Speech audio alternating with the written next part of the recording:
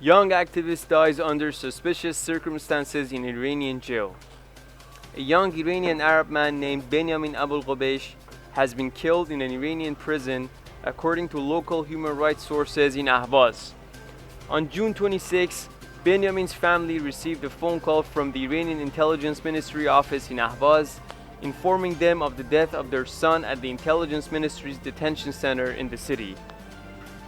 Benyamin, 29, along with his brother Mohammad-Ali Albughobeish, 26, and his mother Maryam Zobeidi, 52, were arrested on March 15, 2018 by agents of the Ministry of Intelligence in Ahvaz. One of Benyamin's relatives said they killed Benyamin under torture. He was young and healthy and had no problems. The intelligence agents have tortured and threatened him and his mother, who was in prison in Sepidar Prison. Call to condemn hostage-taking by Iran's regime. Reports from inside Iran say health conditions of Nazanin Zaghari Ratcliffe have deteriorated in prison.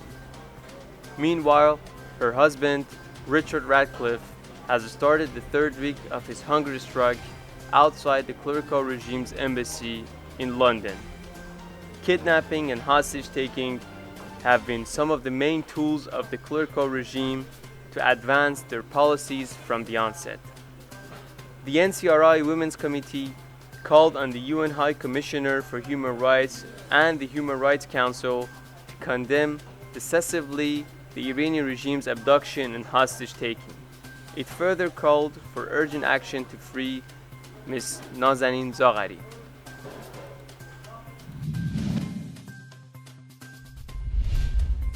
US tells Europe, choose between us and Iran as new trading system launches. The US Special Representative for Iran said Friday that European companies have a choice: do business with the US or do business with the Iranian regime, as Europe announced that a new system to allow trade with Tehran was in place. The comments by Brian Hook came as European countries made a last-ditch effort to prevent Tehran from breaching the terms of the 2015 nuclear deal. Europe has been scrambling to come up with a mechanism to persuade the Iranian regime to stay within the limits of the deal. The regime has said that if it does not receive some form of sanctions relief, it plans to exceed the limit of 300 kilograms of low-enriched uranium that it is allowed to possess under the nuclear agreement.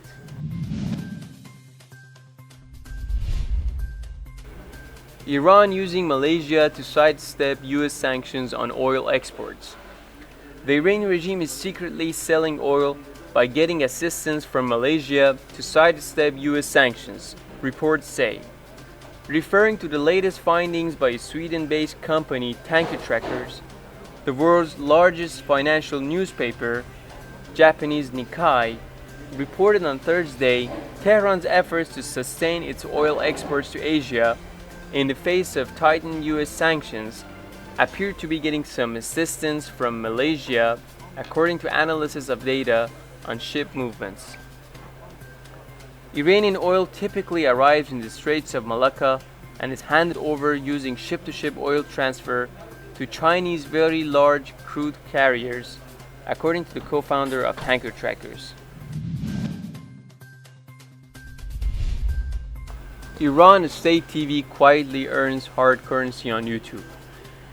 The Iranian regime's state TV, which is controlled by Supreme Leader Ali Khamenei, has been collecting advertising revenues in hard currency on YouTube, the state-run Shahrban newspaper reported in Tehran on June 25. Based on the report, the regime's state television, the Islamic Republic of Iran Broadcasting, or IRIB, has begun showcasing, marketing, and webcasting its TV sitcoms and some other programs for Persian speakers in the diaspora.